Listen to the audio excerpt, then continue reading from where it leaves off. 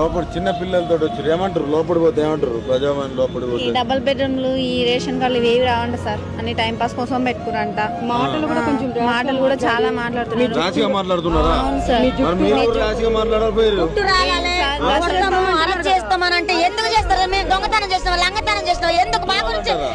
Madam కి జుట్టు ఎందుకు రాలతా సార్? మా గురించి మేడం జైల్లో వేయడం ఎవరు అన్నారంట, పోలీసులు అన్నారంట. మా కష్టం మేము చెప్పుకుందామనే కదా మా గురించి పోరాడుతుంది. ఆమెను ఎందుకు వేయాలి సార్? జైల్లో వేయడం మేము దొంగతనం చేసినామా? మమ్మల్ని తీసుకుపోయి మా గురించి ఆమెను జైల్లో వేయడానికి ప్రజావానికి వస్తే జుట్లు ఉడతాయి, చెప్పులు అరుగుతాయి, మీకు ఇల్లు రావంటే మరి అందరికి ఇస్తారా? మరి మాలాంటి చేయరా? మరి అప్పుడు ఓటు వేసినప్పుడు మేమేం చేయాలి సార్? ఇప్పుడు మా జుట్లు ఉడిపిస్తాం, మాకు ఓట్లు వేయమన్నప్పుడు మేమేం చేయాలి? అప్పుడు మేము కూడా అదే పని చేయాలనా? మాలాంటి వాళ్ళకి సాయం చేయమని చెప్తున్నాం, కోరుతున్నాం. మీతో అన్నారా లోపల ఏమంటారు? పిల్లలు పెద్దగైనా గానీ మీకు ఇండ్లు రావు, మీకు రేషన్ కార్డులు రావు, ఏం రావు. ఎందుకు వచ్చిందట ఈ ప్రభుత్వం? ఎందుకు టైం పాస్ కోసం పెట్టిరంట. పోరమ్మ బయటికి వెళ్ళారని అంటున్నారు. బయటికి వెళ్ళగొడుతున్నారా?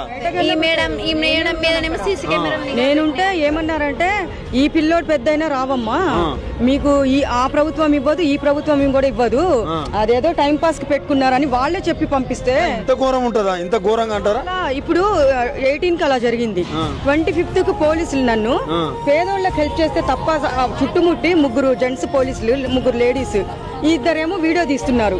నేను అక్కడ ఏం తప్పు చేశానని? నేనేమన్నానంటే పేదవాళ్ళకి సార్ వీళ్ళకి ఏం తెలియదు, రాయడం రాదు.